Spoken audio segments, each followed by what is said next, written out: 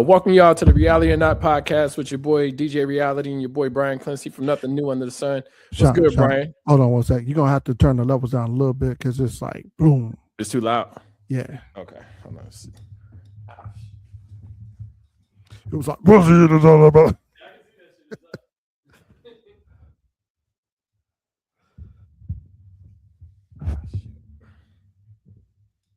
Is this better? Yeah, that's better. All right, cool. All right, y'all. Welcome to the Reality or Not podcast with your boy DJ Reality and your boy Brian Clancy from Nothing New Under the Sun. What's good, Brian? How you doing?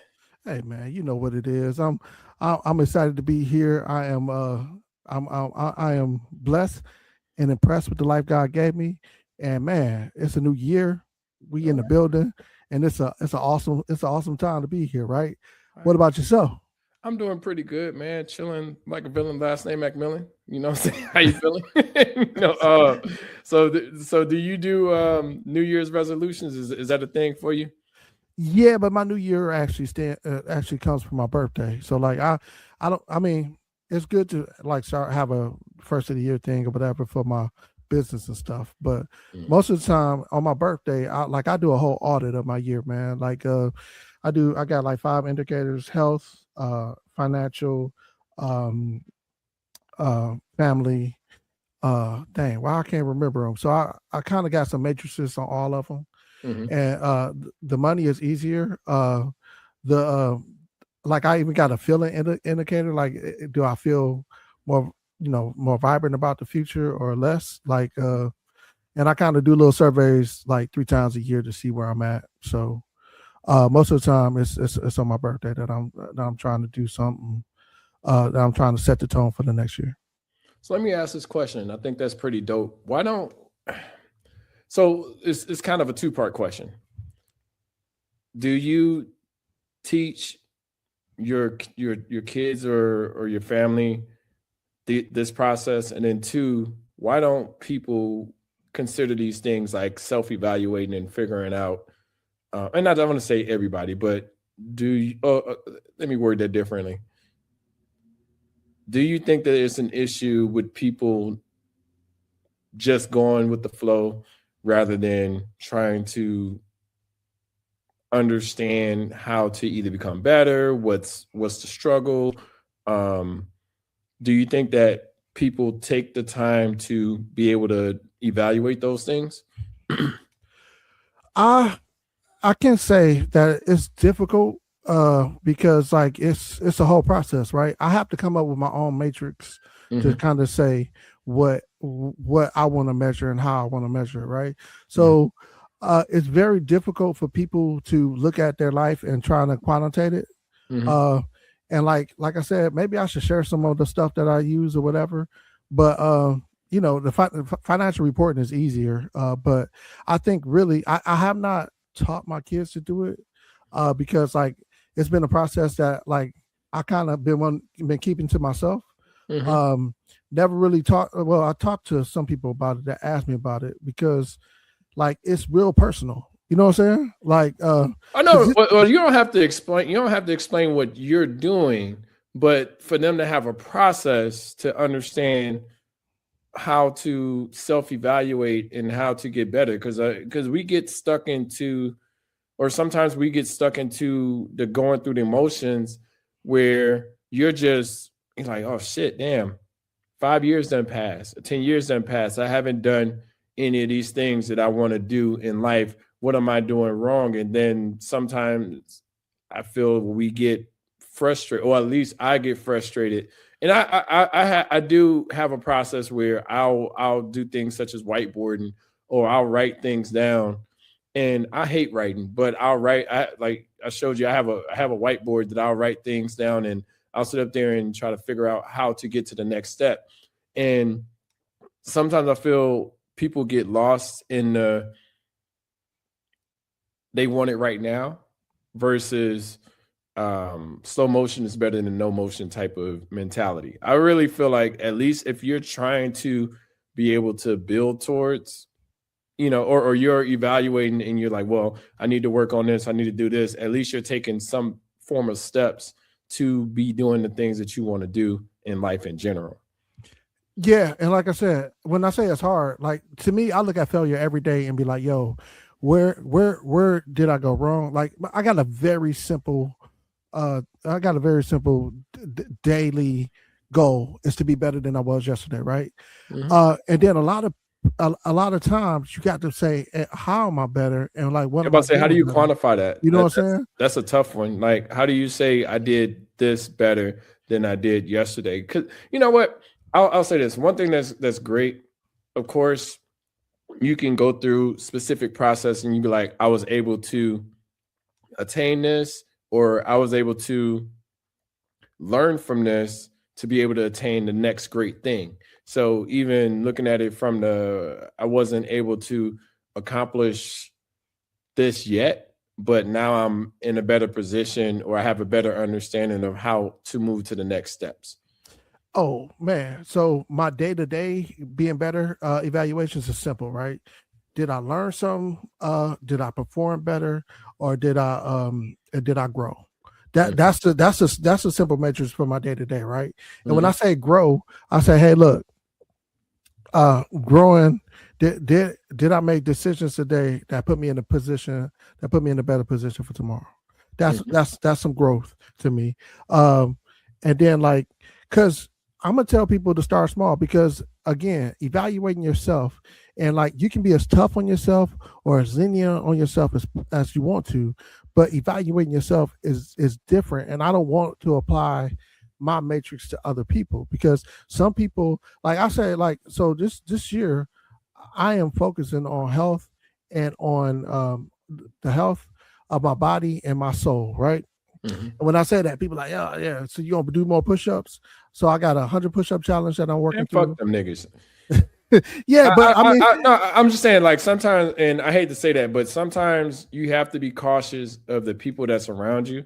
And I mean, this goes from like, I mean, not fuck my mom type of shit, but I mean, my mom would say some shit, and I'm like, yo, what the hell are you talking about? Like, what? Like, as an example, I had the surgery, right?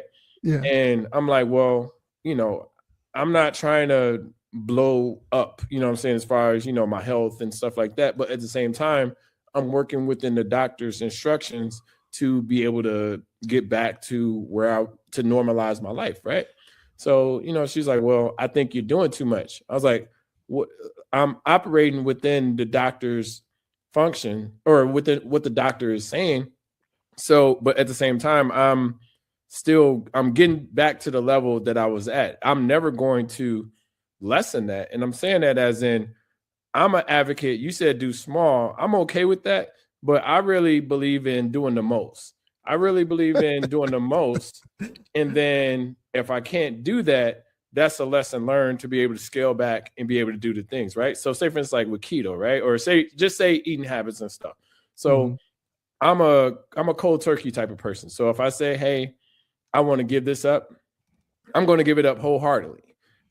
But I have my reasons behind it. So say for instance, if I'm trying to cut weight, or I'm trying to eat better and things like that, I'm like, I know what I'm doing wrong to not be doing the things that I want to do. So you're never going to hear me complain about, hey, I'm trying to lose 2 pounds. Hey, I'm trying to lose 5 pounds. I'm trying to lose 10 pounds. I just start to go and lose it. And I'm not going to say that that's everybody's method or strategy, but if I know that if I stop drinking, if I stop eating this, whatever, or if I stop doing these things, and I know that the results that I've gotten in the past, I'm going to target those things, even if I don't think I'm not going to set myself up to fail. But if I get to the point, I'm like, well, maybe I want to incorporate this back in my life, or maybe I want to start back doing this, then I'll do it. But if I know that I have a goal and I'm like, hey, look, I need to cut 5 pounds, or I need to cut 10 pounds by February, I'm going to do everything in my power starting in January, like, to lose it. I'm not going to get to January 26th, like, oh shit, I still got 10 pounds to lose. Okay. Like, I'm going to automatically start targeting it at an accelerated rate. And then when I hit that goal, I'm like, okay, cool.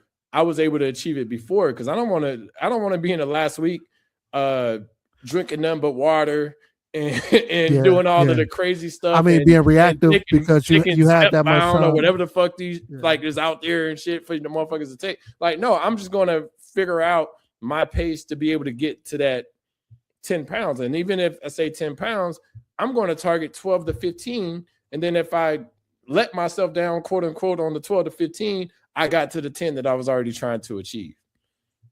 Okay. So you said a lot, and let me unpack this first of all, right? Mm-hmm. Your mom saying she think you're doing too much. Like, for one, that's why I ain't gonna say I try my best not to share what my goals are or what I'm doing, because for one, I'll be like, yo, that's a valid thought, but how you know what I'm doing, Ma? Like, she doesn't know anything that I'm doing. Exactly. So like what you saying, I'm just going to the gym. I'm just going to do yoga. I'm doing all of the things, you know. So what you saying don't make sense, Ma. What like, because you're not asking me, you're not asking me how I'm doing and what I'm doing. You telling me what you think, and that's fine. You can think what you can think what you want to think. But at the end of the day, I make the decisions on my body based on me, right? Can you respect that or not?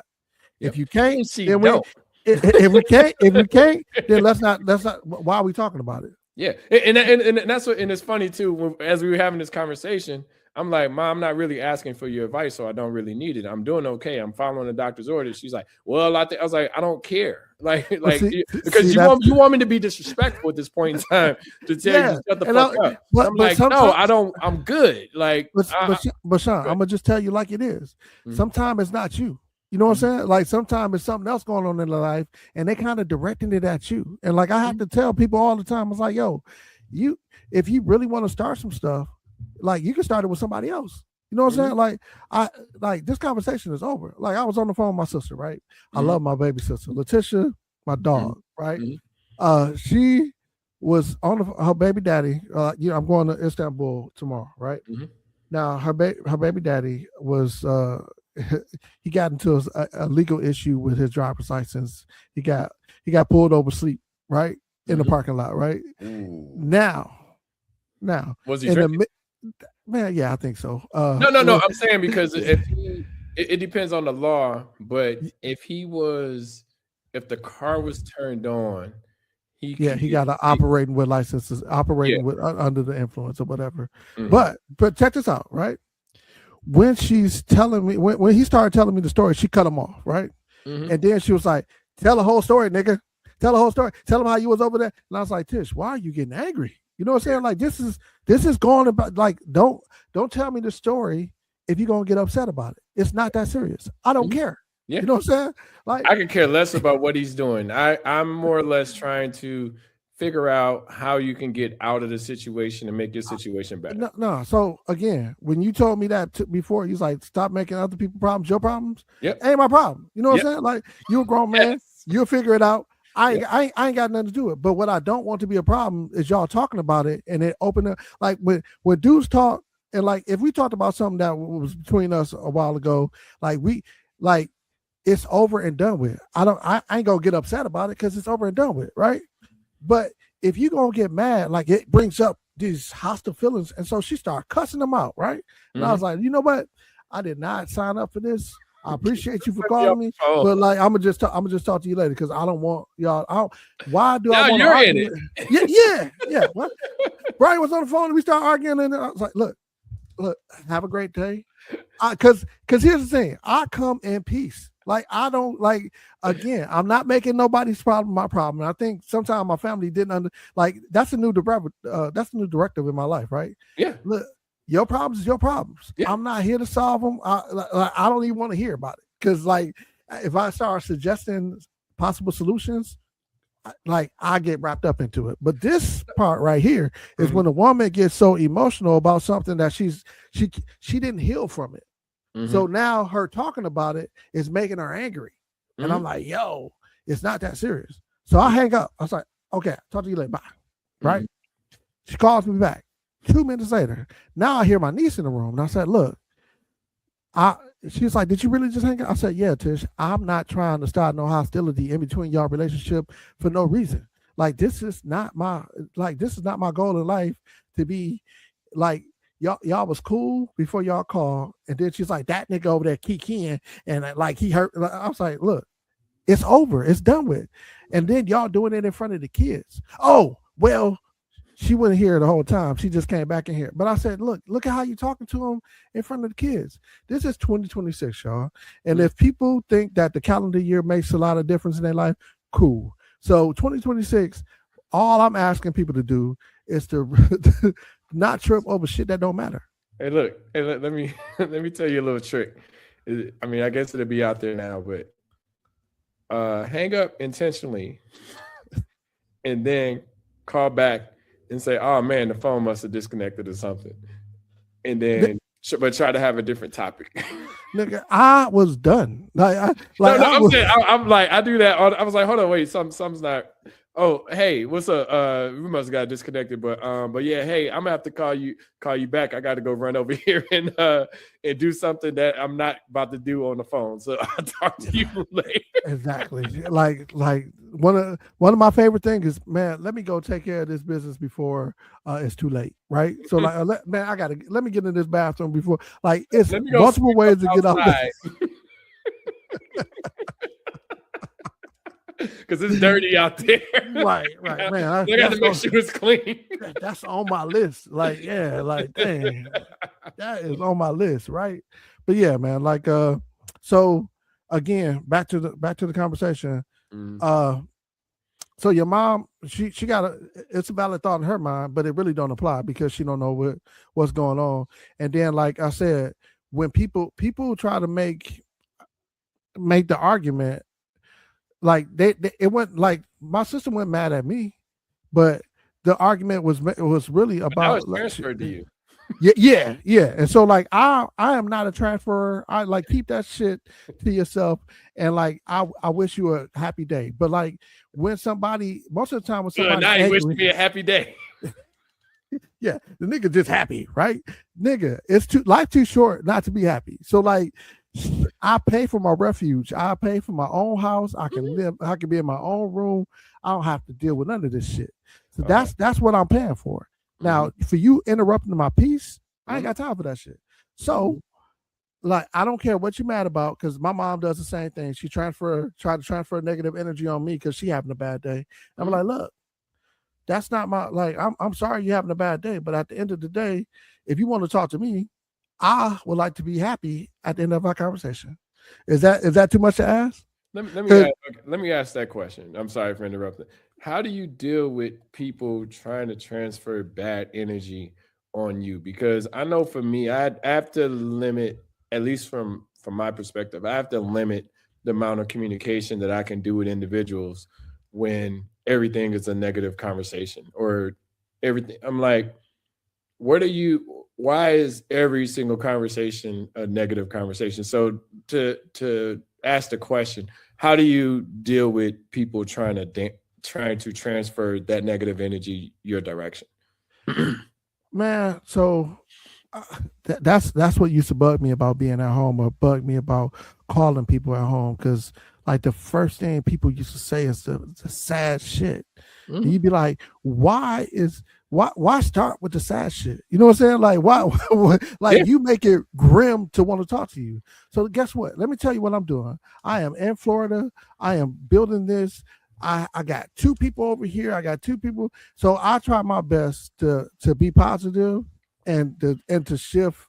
I try to do the same thing that they doing with this negative ass energy, but move it to a positive thing. It's like, hey, you worked today. It was hard, but guess what? You at home and you got time to do something else. You know what I'm saying? Like like, because even with my sister, like we end up laughing about some shit, because I was like, look, like, at the end of the day, she had made some cookies. I was like, damn, you making cookies on a regular day? Like, she was like, nigga, you can make cookies any day. I was like, but it's true. Look, and I'll let you finish, but I don't like when motherfuckers be like, oh, you making tacos not on a Tuesday? I'm like, nigga, I never knew a Taco Tuesday when I grew up. Nigga, I make tacos on Thursday, Monday, Sunday, whatever days I wake up and I'm like, ooh, some tacos sound good. I'm making tacos that day. I ain't waiting till Tuesday. Fuck all that. Man, so Exactly. And so like Sean, you call and like when with the job thing and you like, man, they kind of messed me up. But you turned it yourself. You was like, look, but I got another interview tomorrow. You know what I'm saying? Like, so that's the type of stuff that I was like, yeah, that's what's up. So you got it, man, you stacking them up like gravy. Yeah. He was like, yeah, shit, I'm still looking. I was like, look, and to give a little bit more context, my contract just ended and I've had all of these interviews that I'm setting up, like then I'm ready to move. I'll probably end up locking in on something before February. You know. Oh wait, so you done with your job? Yes, it just ended Friday. So in the way that it ended, it ended, it was amicably, like it wasn't no issue. But the way that it ended was, and it sucks when you're contracting, right? So, and I always try to explain this, like contracting, even just being an at-will state within Georgia, you just never know. Like, but the way that it works is in this scenario, I'm doing all I'm doing all of the discovery and the planning, building the architecture out for what we're going to do from this migration that we're doing from this different. And I don't want to get too wordy with it, but all that being said, once I built out all of the discovery and the planning, the team that I would have had to do the implementation, got pulled to another project. So essentially, it's either I can do all of the implementation, which they weren't, willing to, because they have a controlled environment within the Salesforce space. So all of the discovery, so I built out and finished the discovery and the planning, and then handed it off to them. Did all of the knowledge transfer and stuff this week to shift to another opportunity. So, all right, that's cool. I mean, I'm not happy about it, but I'm not like discouraged. You're not happy about it? No, I mean, I would like to continue working.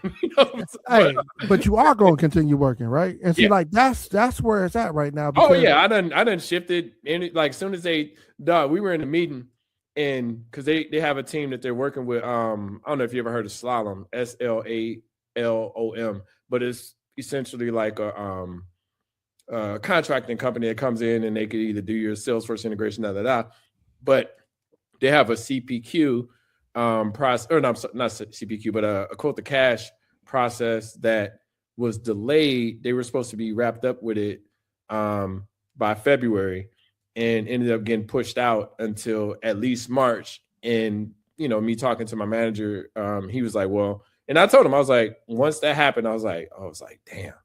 Like, let me dust off this resume real quick, because I literally can't do no work from after the discovery and the planning unless they let me do the implementation, which they weren't willing to let me do. So I literally can't do no work. And I was already not thin ice, but I already couldn't do any implementation until February. So it has still been like I rushed all of my discovery to have it all ready for them before this past week.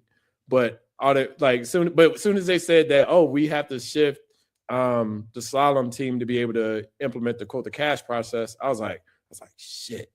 I was like, now I got to figure out what I'm gonna do. But it wasn't like I was just gonna drag it out or anything like that. But we had a pace to being able to get it implemented, and with that team being pulled, I was like, shit. I was like, they probably. And I told him, like, because he came to me maybe about a week and a half later. He's like, well, you heard the news, blah blah blah. So of course we're going to try to figure out how to switch you over to another team and all those things. Like I said, I have a great working relationship with them, but yeah, he was like, well, we probably have to end the contract earlier than what we had planned. And I was like, all right, cool. I mean, I get it. That's just the nature of business. But it wasn't. I wasn't. I want more. I want my money to be, consistent. Yeah. But I mean, so you was basically a consultant for hourly consultant right there. Like, yeah, that was it. Yeah, I was just contracting with them because initially it was 6 months, but it shifted to a 3 month. But that's just the nature of business. So yeah, and I mean, like, but I'm not mad. I mean, I'm not totally like I'm not mad about it. I'm like, I get it.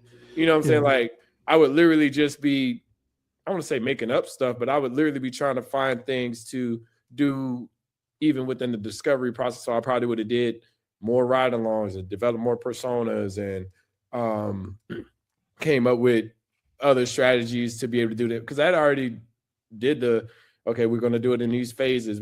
We either have a 4 month to 6 month phase that we can work out and be able to get the implementation going. But it was just interesting that I was like, as soon as he said the shift, I was like, damn, let me go ahead start gearing up. Right on the wall. Look, because literally, I mean, and like I said, I did good work. I think they could have literally said before Christmas, like, we can't do nothing. They was like, well, we're gonna keep you on as long as we can. And he paced it out, for a couple weeks into January. You know what I'm saying? But it is what it is. So yeah, it is what it is, and you got a good contact that you can. Yeah, and now I'm busting ass, and I'm about to be in the next opportunity. And he even said that they'll bring me back on when they get to the work. But I told him I was like, to be truthfully honest, I don't think y'all go get to this work until like April or May, and I will be working before then. Like it ain't like I'm just gonna be like, oh shoot, let me just go and wait for them to give me this job. You know what I'm saying? Like, nah, I gotta move on. Like I said, I'm interviewing. I got people that's like pushing for me and stuff like that. Like, oh man, we understand the situation. The recruiters that I work, the recruiting company that I work for, they're pushing for me for another opportunity. Some people that work for the same company or the company that I was consulting for are pushing for me, with other opportunities within Atlanta area. So it's just always unique to when you got people that's, I don't want to say rooting for you, but just like that understands your work ethic and what you can do, and trying to pivot that to another opportunity, even if it's not with that current company. So yeah, appreciate what you do, and then you show them like it's like basically it's a show and tell, like especially doing contract work. You get to show them, because like I most of my contracts started off as 6-month contracts, and then them niggas was like, hey, can you work on this? But like now I guess I got to shift back, because you asked me the question about New Year's and how that went, how that go. Do you have New Year's resolutions, and like what's your process? Well, I don't know if I alluded to this before, but definitely within the Salesforce space, I'm trying to get all of my certifications lined up. I got one more to do for this specific title within Salesforce as an application architect. So that's something that I'm really pushing for. But then I have another goal. I was like, you know what? I want to buy my dream car. So I was like, well, I'm going to push to buy my dream car this year. And then another goal is, I was like, you know what? I want to save $50,000 outside of my outside of my certs, outside of my all my investments. Yeah. I want to have 50,000 plus in my bank account. Like that's a goal for me this year. Like in the way that it's gonna suck now, but the whole plan was, I was like, you know what? 1,000 a week, have it go to this account, don't touch it. You know what I'm saying? Live off of the rest of the money that's being put into my other account. You know what I'm saying? So now I'm gonna have to play like I get an opportunity. I'm gonna have to play a dirty game of catch up, where like I'm gonna have to put a little bit more in just to get to that goal that I wanted to hit. You know what I'm saying? And the goal was not actually, I had the number at 45. So even if I get back to opportunities in a working space, before the month end, I'll be fine. Okay, so the goal is to buy the dream car this year, and you're talking 2026. Yes.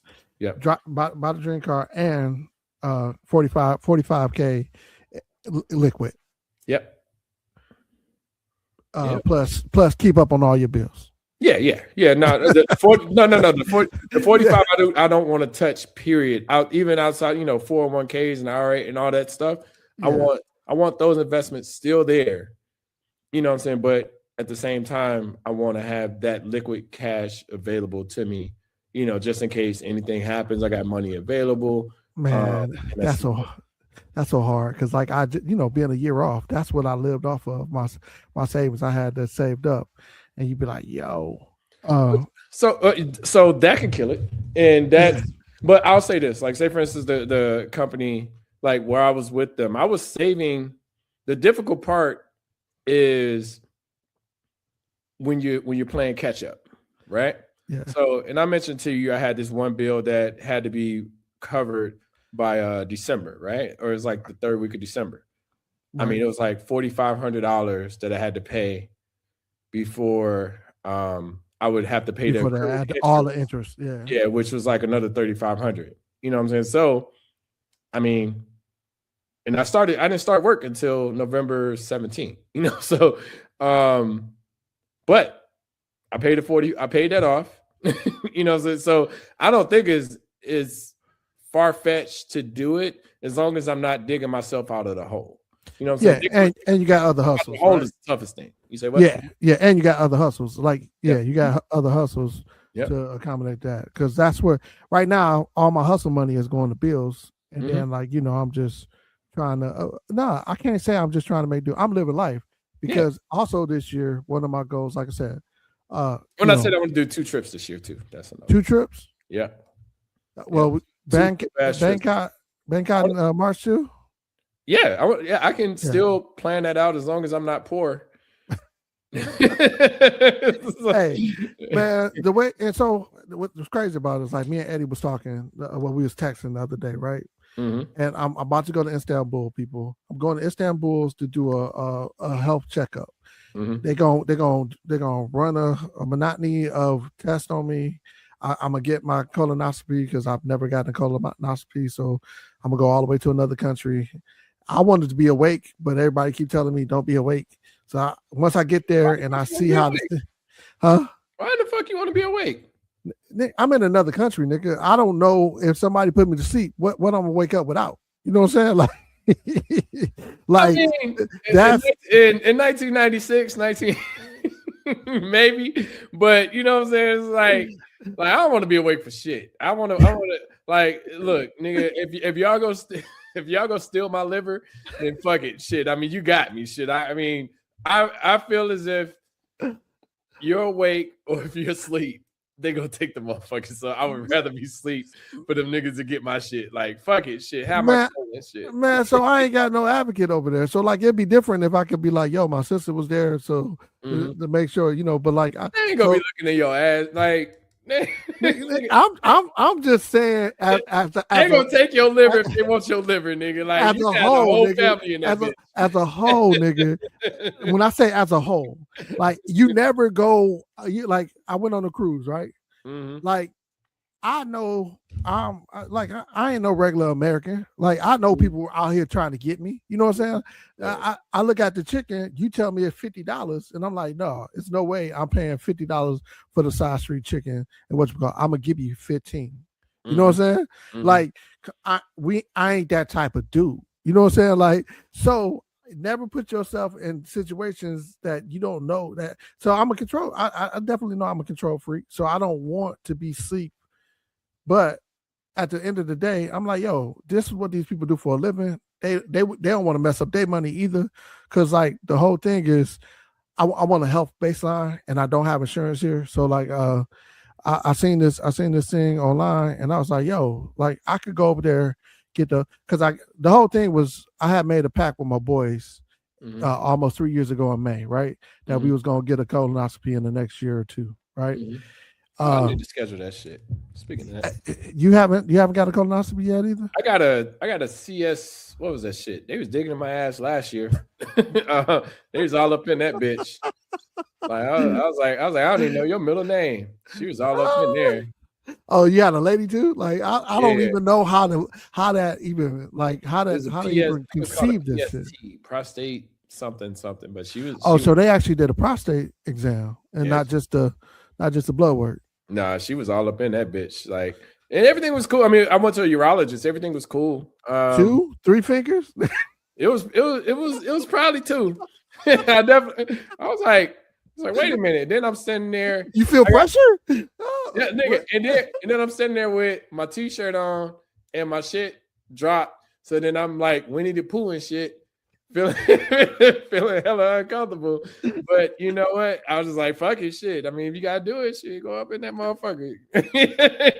Do what you gotta do. See, man, I always think about the cows, like, and you know how like they inseminate the cows, or either they I don't know what all they be doing with but they put that big ass sleeve on and they go up. So like I'll be like, dog, is that how they go? They just feeling around that motherfucker, like. Now look, at this point in time, like I've given up. Like just do what you got to do. Just make sure I'm healthy, And that's all I'm asking for. Like, if you got to dig in my ass, if you got to play with my tip, like, then do that shit. Like, I don't, it's not ideal, but so what does that mean to you though? Like, what does being healthy to you means? Because like, I'm understanding there's a lot of different shit now. Because people be like, I want to be healthy, but they smoke cigarettes. I was like, yo, bro, like, I don't understand that logic. You know, I remember one time my guy, nigga, he was like, man, you know, why you putting that swine up in your body, man? That shit ain't good for you. I was like, nigga, you are drunk, passed out in a Waffle House right now. Like, what are we talking about? Like, I am, and granted, I have been, but I hadn't drank the level that he had drank. But I'm like, bro, like, you talking about poisons in your body and stuff like that. And I was like, what are we talking about here? Like, I feel like anything in life, or not anything in life, but most things that you put into your body or consume have some type of effect on it, or a reverse type of effect. You are what you eat, right? That's why. That's what it used to be back when we was little. They were like, "Hey, ask me about you are what you eat." Nigga, get the fuck out of here, like, nigga. That's just another form of meat, nigga. You just abiding by some shit that another nigga told you, like, nigga. Like, of course, cholesterol go fuck your ass up, but shit, like, stop eating all the motherfucking bacon, nigga. I like to eat motherfucking bacon, so shit, I calm my ass down and eat some motherfucking turkey bacon. So I can chill out and get my cholesterol levels low, you know. Hey, but you said something very important, right? Because like what I see, like you know how people will ask you something and then they be like, "Look at you, nigga," you know what I'm saying? Like because he asked you about the swine, and you was like, "Nigga, what about you?" Is that a deflection, or is that just like because like now when people say stuff about me, I'll be like, I get the deflection part, but in that instance, it's not a deflection as in like I'm just stating the obvious. Like, if you say something is unhealthy, I can tell you poisoning your liver is unhealthy. very You know what I'm saying? Yeah. You know what I'm saying? So that's all I'm saying. Like, I drink. I'm a drinker. You know, but I can stop. Like, I didn't like I'm not. Yeah, I'm through blow. No, how in the hell I'm getting home? No, but the thing is, it's like I'll never. It's like what Jay-Z say. What you eat don't make me shit. You know what I'm saying? It's just like I'll never tell anybody, oh well, you shouldn't do this, because I was like, nah, you go do whatever you want to do. Now, if you ask me, and this is to what we were saying earlier as far as my mom and stuff. And then, don't get me wrong, I mean, I love my mom to death, but it's just like when you're offering unsolicited advice, is automatically going to not be taken the way that you would think that it'd be taken. But it's just interesting. Like, say when he's like with the swine, I'm like, bro, like, why do you care what's on my plate? Like, I'm not asking you to eat some of this bacon and sausage that's on here, and this shit is fucking amazing. Like, what are you talking about? Like this shit is great to me. Like, I'm not like, and granted, you know, I pull back on a lot of things that I don't eat. You know what I'm saying? As far as like the whole keto diet or just in general. So, you know, for you to talk to what's on my plate and I'm not even asking you versus like if I'm talking so to you, do you take that as a I kind of take it as an attack, especially like I definitely take it as an attack. You got these biblical people, because that's in a sense what these people be like, oh, you can't eat shrimp and stuff like that. I fuck with the Bible, but I don't fuck with niggas that like pick verses or pick parts out of the Bible to say this is why you should do something. Like, you do the things that make sense for you. Like, I'll never be talking to Brian and be like, yo, you need to stop eating that steak because the steak is high in cholesterol. Processed. They put this liquid I don't give a shit solution in it, motherfucker. That Marcus, nigga, like that shit, that McDonald's shit, like, nigga, like, I'm pretty sure your ass is doing some shit that's unhealthy out here. Hot Cheetos, hot fries. I was like, dog, you can be a vegetarian and still eat terrible. Yeah, nigga, I gained the most weight in life and felt the most unhealthy when I was doing vegan vegetarian. I gained no butter, 60 pounds just doing vegan vegetarian. A straight weight, nigga, or like just straight weight. And nigga, I was doing 2 workouts a day, 10 workouts a week, and was gaining weight because of all of the processed shit that you had. Only thing, like, this is the thing about all of these diets and all that shit, right? Like, they only make sense if you're doing them the correct way. And I say that as in, like, say for instance, somebody say that they're vegan. I'm like, okay, cool. Like, are you eating French fries every day, nigga? Or like you could be vegan and still be unhealthy. But if you say like, hey, I'm raw vegan, I eat from the earth and da da da da, I kind of get it. You know what I'm saying? Because now you're not putting all of the processed things in your body, and you're being more careful with what's being taken into your body. But if you say, hey, look, I eat motherfucking soul vegetarian or motherfucking slutty vegan like 3 times a week, shit, nigga, like you're still eating the unhealthy parts that are not processing throughout your body. You know what I'm saying? Like you can eat the bad shit vegan, you can eat bad shit keto, you can do bad shit, all that shit. But an Impossible Burger has a bunch of processed stuff in it, including chemicals, to make it taste like beef. Right? So that can't be healthy, because like you think about it, you consuming something that's like, hey, it tastes like beef, it feels like beef, but that's not beef. You know what I'm saying? Like, what is this? It's just something attacking my body. Is it something? Maybe I need to send some white blood cells at it. You know what I'm saying? Like, no, but look at it like this. That's the same thing I was saying earlier, that everything, in my opinion, could be considered bad for you. You know what I'm saying? Of course, if I'm, as an example, you say the Impossible Burger, if I want something that can have a similar taste as in beef, I'll go for the Impossible Burger. I think the Impossible Burger is probably the best option, even if it has all of these processed things in it in general. But what I realized, that my ass eating a motherfucking Impossible Burger, I'm gaining just as much weight, if not more, than I was when I was eating the beef. So I gave up all of the shit. And once I cut all of that shit out, I was in a better position. You know what I'm saying? But this is what I'm saying, like what DeMarcus was talking about. I'm like, yo, why are you doing a motherfucking, like, nigga, like, you got all this shit up here and you using this shit for a motherfucking McDonald's study instead of a motherfucking like career move, nigga. Like, yeah, instead of getting cash. You know what I'm saying? Like, yeah, I'm never gonna waste my energy telling somebody that don't eat McDonald's. Nigga, I don't eat McDonald's. Like, nigga, I haven't eaten McDonald's probably like a smooth like 5 or 6 years.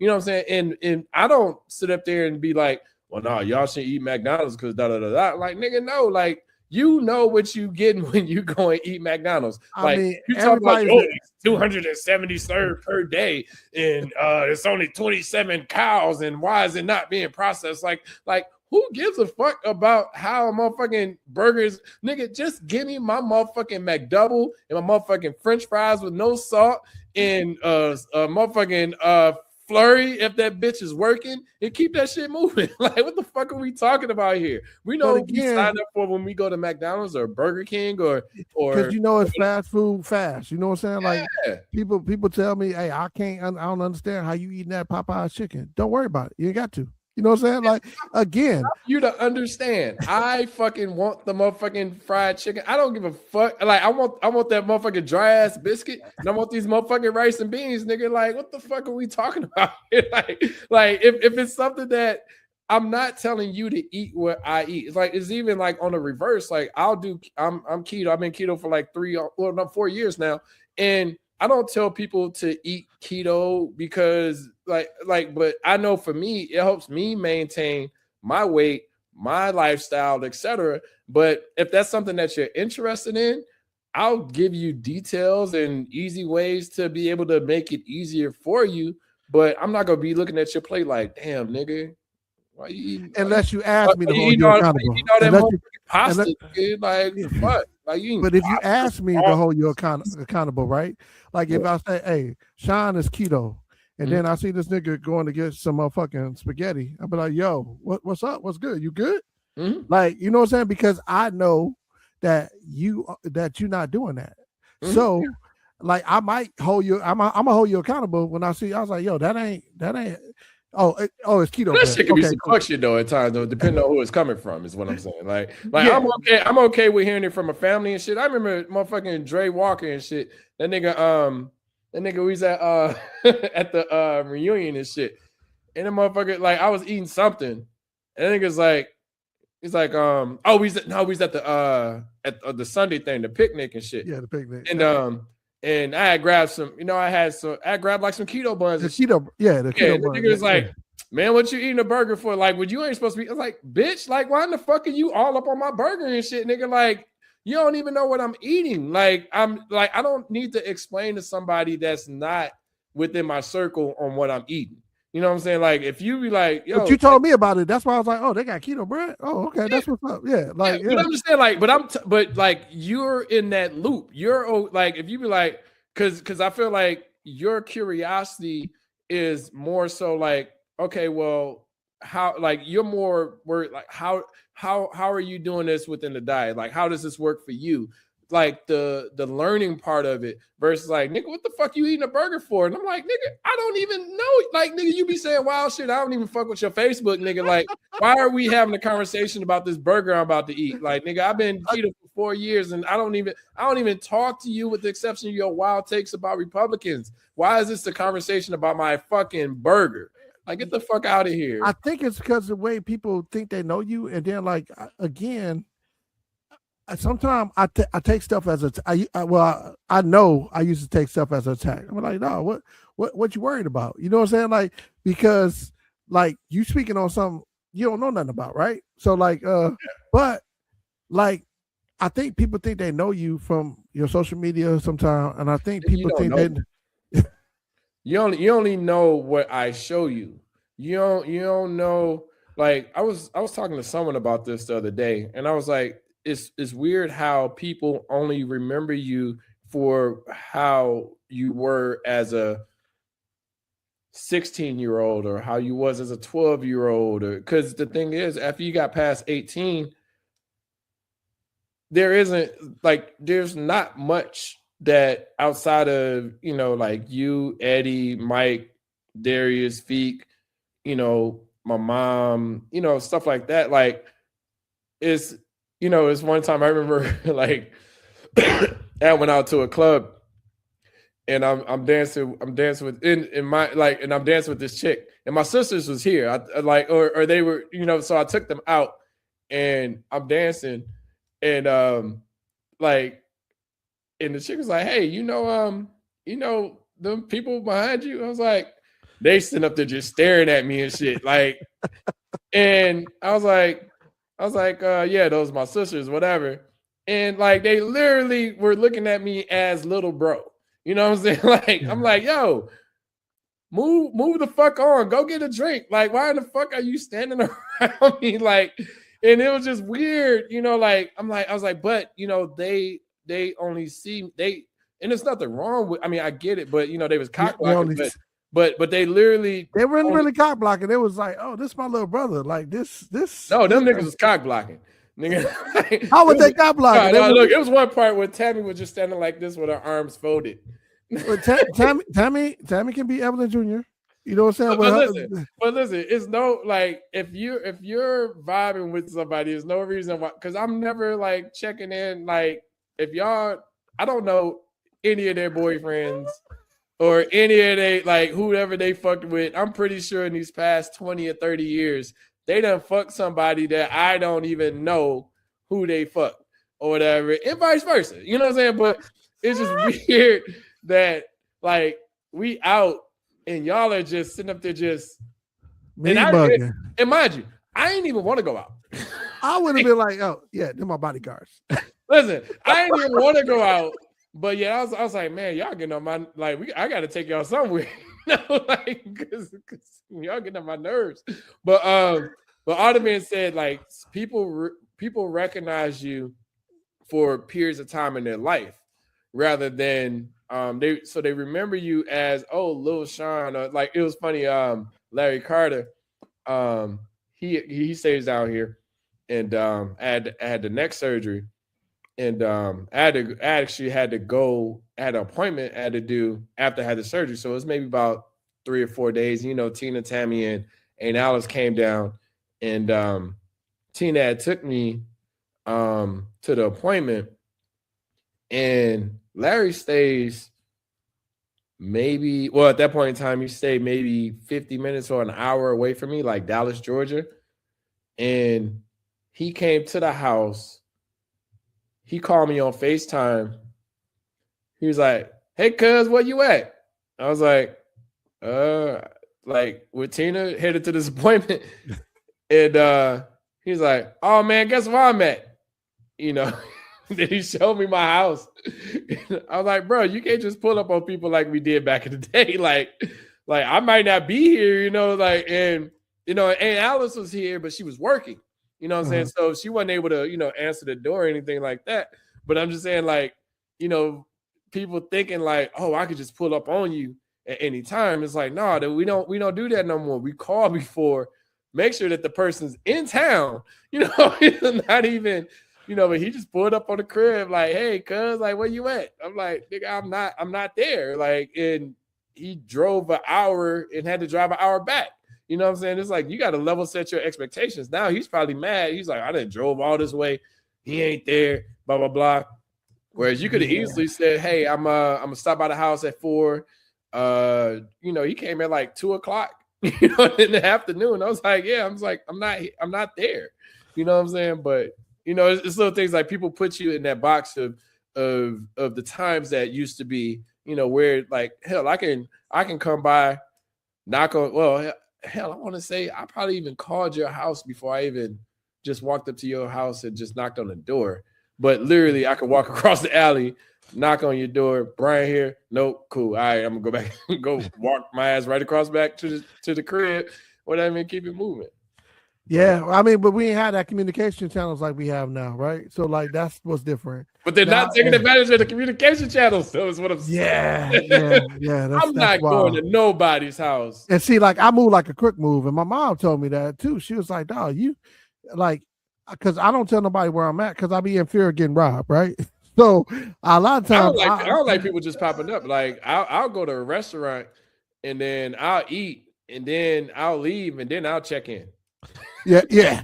I mean, it's stuff like that. Like, and then this stuff like my mom was like, "Yo, you out the country? You ain't tell me you was going." I said, I know I had to check in. Like, you know what I'm saying? If anything was going wrong, I would have hit you up as like somebody like again, because I don't have no like my kids are grown now. You know what I'm saying? So like I don't have to be nowhere. You know what I'm saying? And that's kind of like, and that's okay. Like you are a grown individual moving around, and it makes sense. Like with a passport. You know what I'm saying? Yeah. I mean, I'm not gonna, you know, I'll like even like say for instance, I was going to Houston, you know, for the holidays, and you know, I told Tone, because I usually stay at Tone or Tina house. I told Tone, like, "Hey, is it cool if I come? And make sure everything is cool." But then I told Mom, it was just so random. It was like, "Yeah, I'm getting ready for the flight to fly home or to fly to Houston." He's like, "Oh, you going down there?" I was like, "Yeah." You know, like, I mean, I'm flying tomorrow. And then she was talking to Tina. It's like, "Oh, y'all didn't tell me your brother was coming down there." I was like, "What does that have to? If you want to come down there, you're more than welcome to come down there. You don't tell me where you're going until the time is." So, I mean, it's happening. So, and it's not like I'm doing it to not tell you. I'm just operating to prepare for a trip. You know, I'm not trying to hide it. You know, if I talk to you on the phone, I'm like, "Hey, look, you know, by the way, I'm going to Houston, blah, blah, blah," you know, but you know, she almost takes it as a offense that she wasn't in the know of, because Tina or Tam, I can't remember which one ended up doing it, but one of them ended up flying her down there. And I was like, okay, you know, like I mean, if she had came, so I kind of see that, because it's like, yo, is it a family thing without me? You know what I'm saying? Like if everybody is gonna be down there and I'm the last one to know. Nigga, like, but if I don't go, I'm just saying, like, from my perspective, if I don't go and she goes down there, I'm not like, "Oh, let me hurry up and get a flight down there." Like I'm just in Atlanta. But that's different, right? So like if your mom was going down there and everybody else was already down there, you'd be like, "Damn, nobody let me know. I would have came down there and hung out with the family." You know what I'm saying? I would have gave a shit. I'd have just not going. Like if I didn't have the capacity to go or plan. No. It wasn't about the capacity, because you don't know, right? So like So I'm saying this wasn't a planned thing, is what I'm saying. Like it wasn't like, oh well, we all gonna be down here without Evelyn. You know what I'm saying? It was just that's what it ended up being. Tammy's already down there. Yeah. It's just add me to the mix. You know, like everybody's there. Like it's not like Tammy flew in from Arizona, Tina flew in from California, Shanae flew in from, I don't know, Idaho. You know what I'm saying? Like everybody's already, D lives down there. So it wasn't as if, I don't know, man. I can't take things personal on. From the outside looking in, right? Mm-hmm. But and I'm being objectionable. Can you see where somebody be like, hey, if everybody gonna be down there, like let's just make it like, can I come? You know what I'm saying? Like, because like mom don't want to pay for her own trip is the thing. I pay for my flight. I'm like, if I spend money, I don't care if you know or not what I'm doing. She wanted y'all to get her down there. She didn't. It wasn't that so I could come down there. Like, cause I like, you know, if the family gonna be together on the whatchamacallit, I'll fly through. I ain't got no problems. You know what I'm saying? But if I don't know, I can't fly through. It's like, you know, but if like you wanted to go, you could have went, is what I'm saying. Like if you wanted to be down there with family, you know, look, Tammy lives down there. Tammy lives with Tina right now. Tone lives down there already. D stays in San Antonio. Shanae lives in Killeen, Texas. Jay's in prison somewhere in Texas. I'm saying all that to say Tone lives in Houston, right? Yeah, Tone lives in Houston. So it's not, it wasn't like we doing all of this stuff for Christmas. It's just like it's easier because Tone has 5 kids, or Tone has 3 kids, but a family of 5, and Tina's already there and Tammy's already there. If you want to make a holiday out of it, that's cool. If not, that's cool too. So I'm saying it from the standpoint, if I want to go somewhere and be a part of the family dynamic, it's not like I'm like, oh shoot, y'all didn't tell me. I reach out and be like, the problem is when people, I want to say people, when my mom expect people to do things for her and she doesn't necessarily ask for it. And it's like, and it's not necessarily asked, it's she's owed that. It's like nobody owes you shit. Hey, she is the. I don't give a fuck about the matriarch. Fuck all that shit. That's some bullshit. She's the monarch of the family. She's the oldest person in the family. Just because you're older doesn't make you mature. Like you're right. All that. You're right. I mean, just because you of age don't make you a grown up, right? Yeah. But you like, just got older. And I say this because like I get. And she ain't even the matriarch. She the matriarch of Macmillans, but you got Aunt Bert over here that's pushing 96. Yeah. So I mean, don't try to play that card either. Like no, play like if you want to be the matriarch, act like nigga. Like if you had asked me anytime, and don't get me wrong, I think like I said, I'll do for my mom as much as I can. But I mean, I flew her down here before I had my surgery. Yeah. Before I started the job, and she was on some wild shit, and I'm like, yo, I was like, I flew you down here, like, and hey, you're undeserving. But let me ask you this and put it in full context, right? Mm-hmm. If you know your mama is who she is, does it makes it easy to leave her ass in Michigan? But I mean, like I know my mom can be an asshole. I know she relishes in being an asshole. Mm-hmm. If I expect anything else, am I being stupid? No. So that's the thing. I let you be who you are by yourself if that's what you want to do. And that's okay. Like knowing who people are makes it a lot easier. Like I won't fly her down here again before I start a job. Like I know who I didn't know. Like, who the person is, but at the same time, you would expect them to have some type of, I don't want to say remorse, but have some type of poise, some type of especially like when they raise you. For me, like rather than you supposed to do this for me, like, and I'm never going to give anybody any I don't want to say I don't like people that have entitlement. did you spoil her though?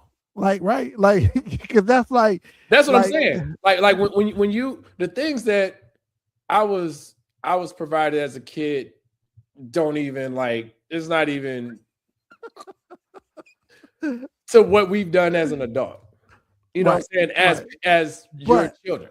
I'm gonna transition this into one of the topics, right? Mm-hmm. You're 48 years old right now, mm-hmm. going into your year 50, right? And when I say going into your year 50, when you're 49, you've been here at least 49 years, and now you're going into that 50th year, right? Because when you're 51, you've actually been 50 already, right? Yeah, you got less summers to live. Yeah. Well, we start at 0 and not 1, right? So we started at, like Deion Cole said, you got 14, 20 summers left. you got less summers in front of you than the summers that you had. Right. And so saying that, and there's New Year's and like New Year, New Me or whatever, like do you see this 50th year coming up? Do you see any changes? Because we talking about your mom and the expectations that your mom have, like we going to 50, right? And so now I say entitlement. Yeah. Well, we going into 50, right? So now, does that change anything? Does that change any, like, does going into your 50 put a different perspective on your life? 16 summers. I don't think I haven't gotten to that level yet of. I will say that the things that have changed in my life that I've been looking at more so now is like, I'm starting to look at it from a how do I prepare for retirement? How do I want to look at life a little bit differently on, being a better person, doing things in a better way than what I've done the past 48 years. So yes, it does put a perspective on it, but not to say that I haven't already been self-evaluating at 45 or 40 or 35. Like I do feel like everything I've done within my, I don't want to say just career, but within my life, I've only, and you mentioned this before, like, am I doing better than I did yesterday? And I see it as I'm trying to make the next day better, but I'm trying to make the future better where I'm a little bit more comfortable, where I don't have to depend on income coming in, where I'm like, I can just, because I still I don't know how this works, but like I get lost. I was like as an example, how was grandma not working? Like I've never seen grandma work ever. She had 2 houses that I know of. And I know that Mert is a little bit different. Mert owns had owned a lot of property.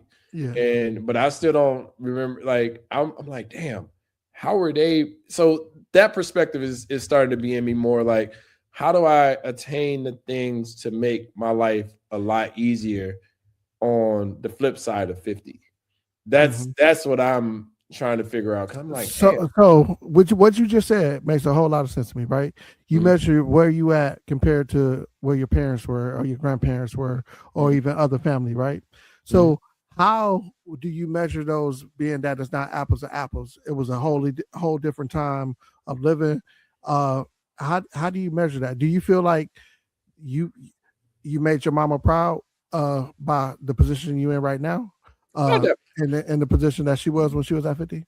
I'll definitely, nigga, I done made, and this isn't just a salary thing, but my mom has never seen the type of money that I made, but yet the type of money that I made is still I want to say still a struggle, but it's still learning how to transition that into, as an example, transition that into liquid, this year. I was like, you know what? I need to make sure that outside of all of these other things, I need to save money in this fashion so it makes my life a lot easier moving forward. And I said, I want to get to the point where that's a yearly thing, so saving $45K a year, like all the way up until, I don't want to work all it. Like I want to make sure that I can get my money to work for me, you know what I'm saying, rather than me working for the money, you know. But the way these companies are operating, like they just, you know, they throwing money at you to be able to get. And I'm like, well, shoot, let me get sorted up real quick and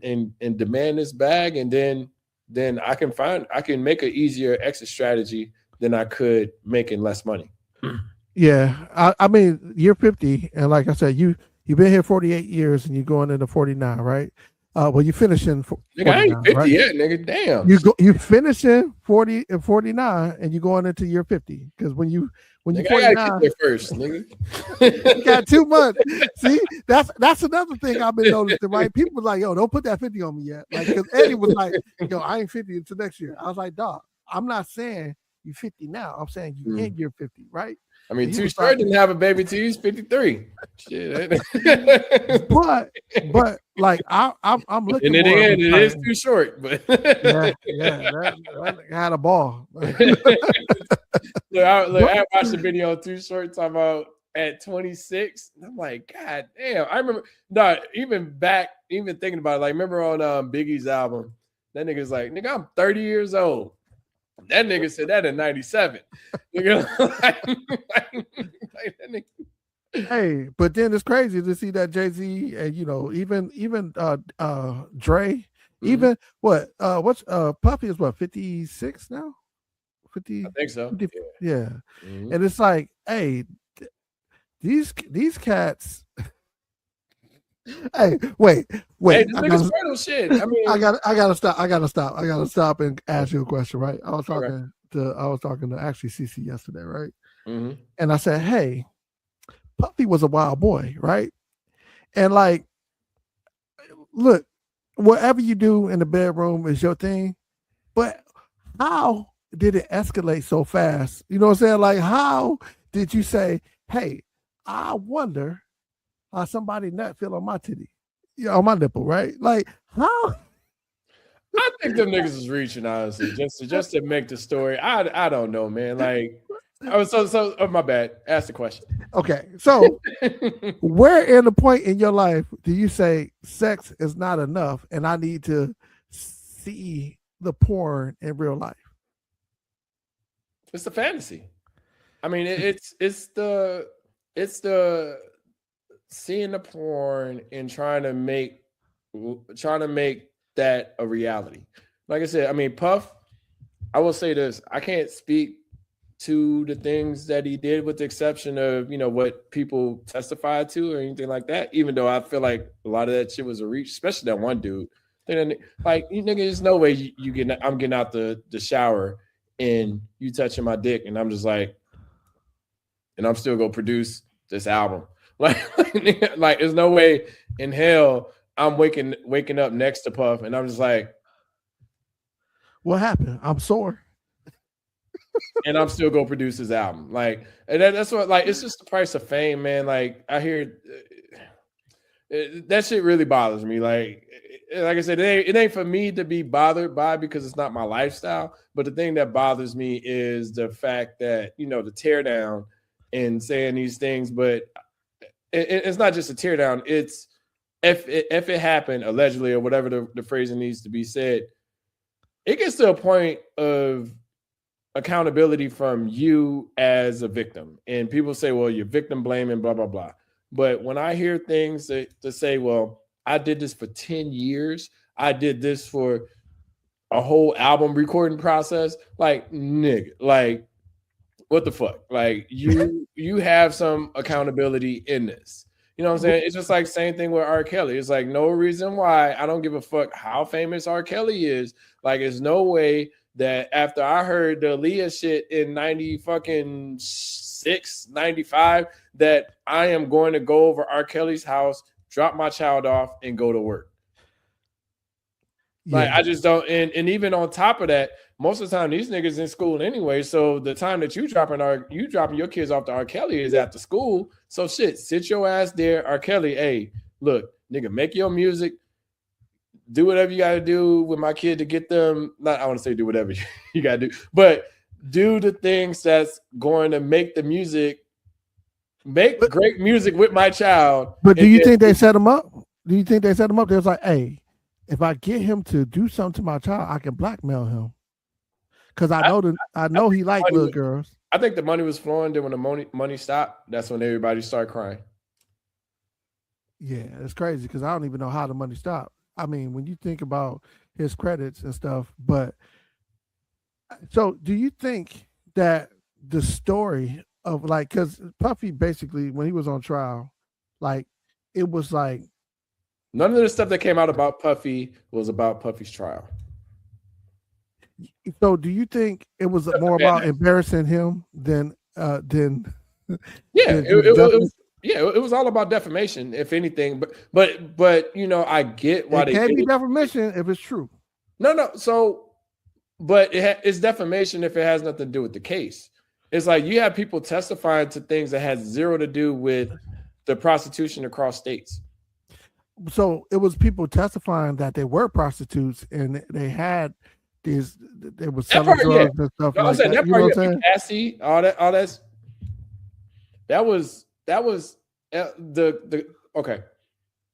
The questions that was being asked to these individuals were to destroy his character. Okay.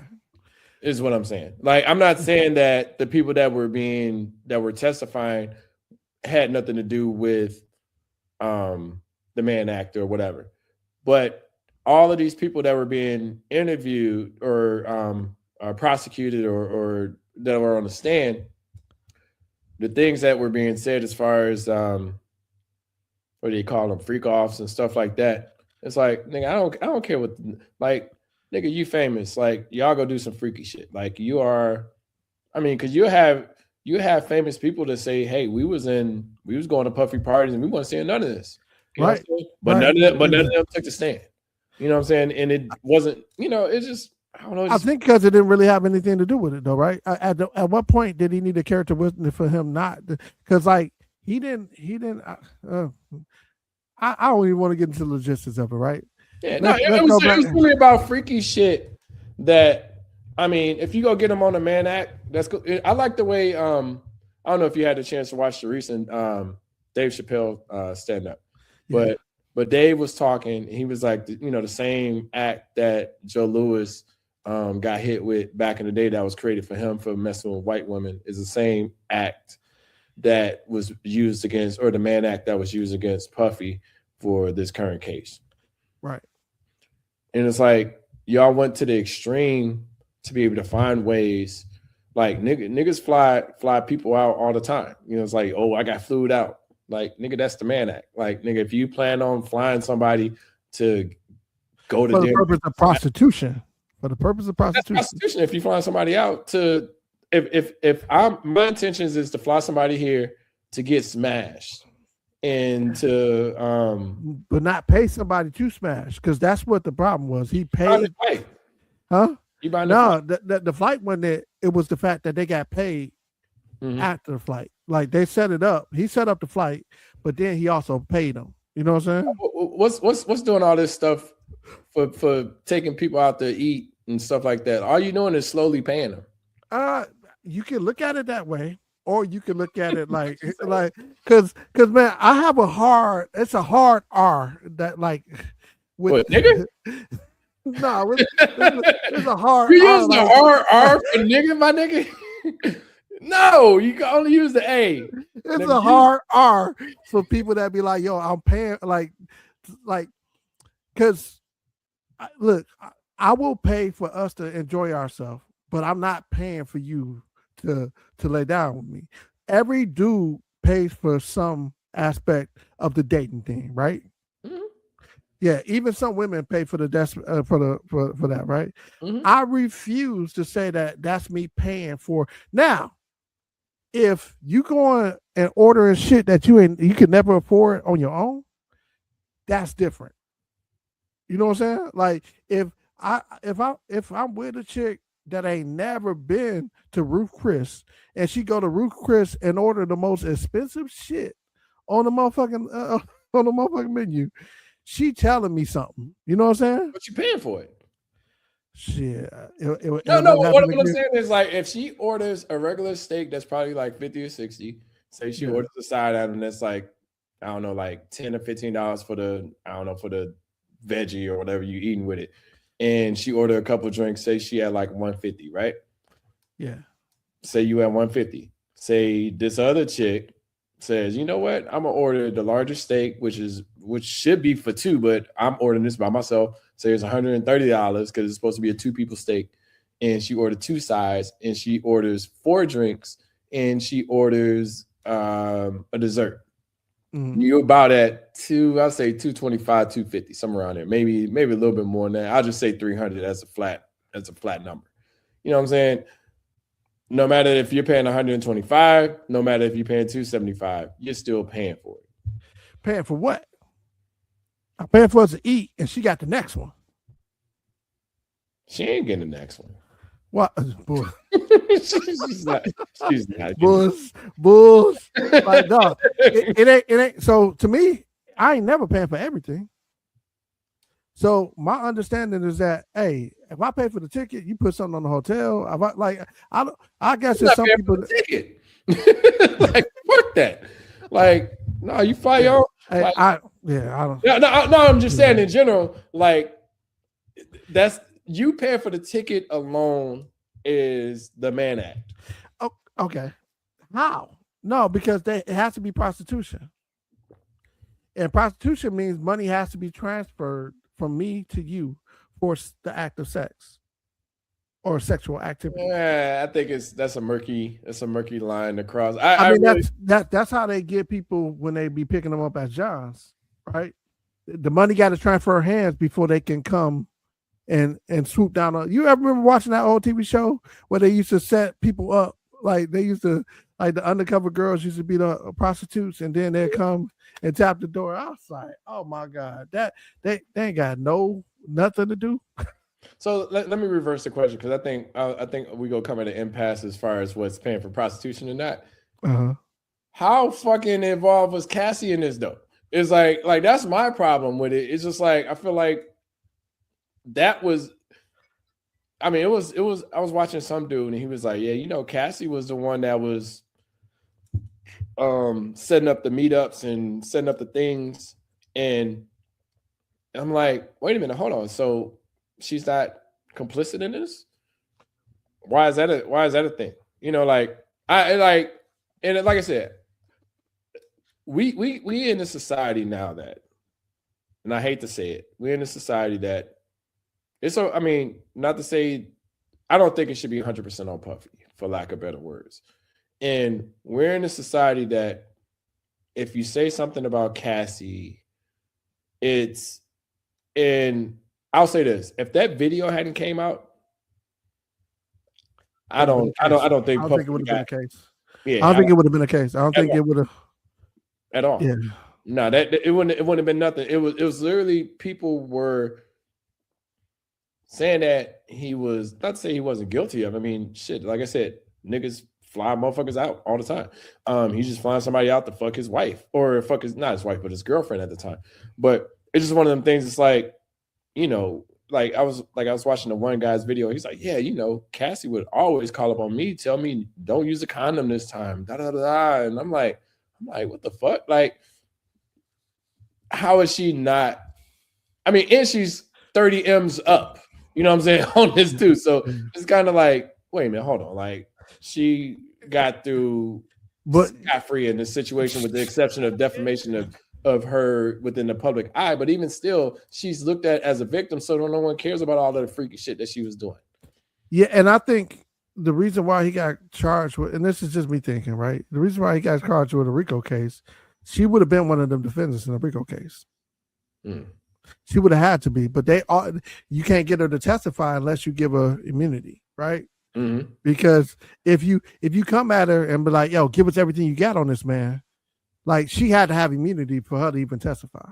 The way I see it, that makes because sense. when she set shit up, she admitted that she set stuff up, and like, again, we going on the victim thing, right? And I just got off a cruise, right? And I'm kind of pivot this a little bit, right? And I just want to know what you think, right? I was on the cruise, and while I was on the cruise, I got a news notification about the two dudes a guy on Carnival, right? He was on the Carnival cruise. While he was on the Carnival cruise, he talked this girl into his room.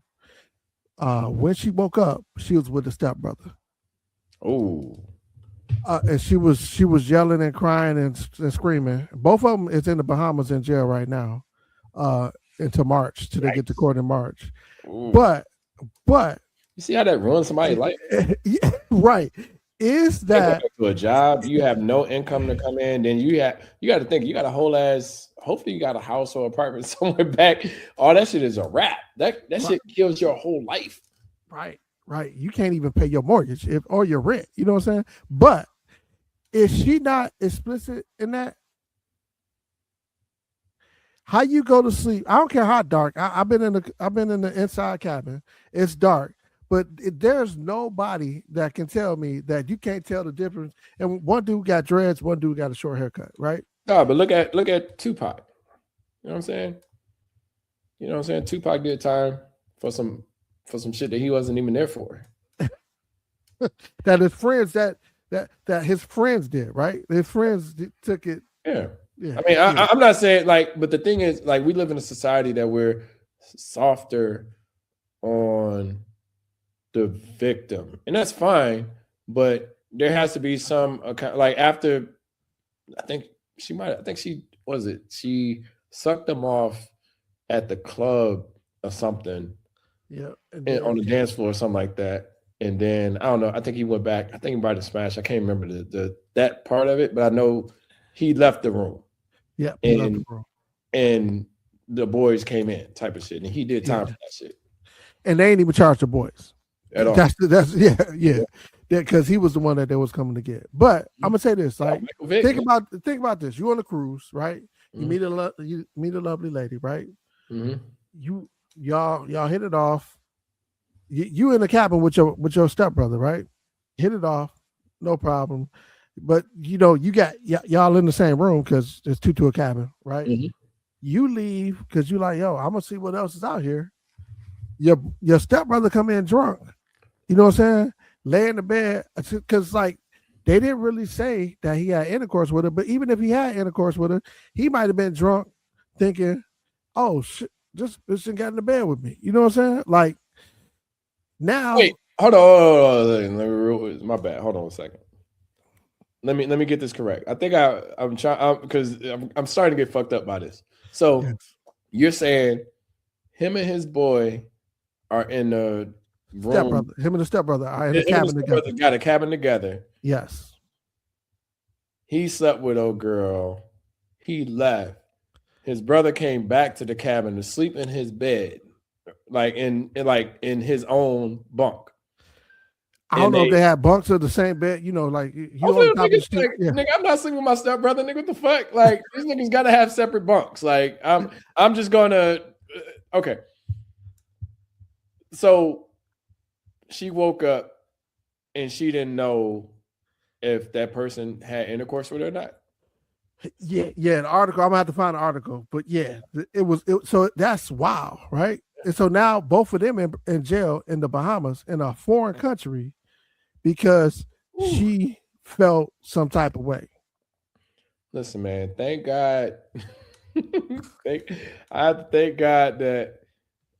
I mean, of course, I haven't been in I had one situation that was weird, but it cleared itself up pretty quick. I don't know if I have now explain it in a second, but thank God I am always trying to make sure that people are comfortable.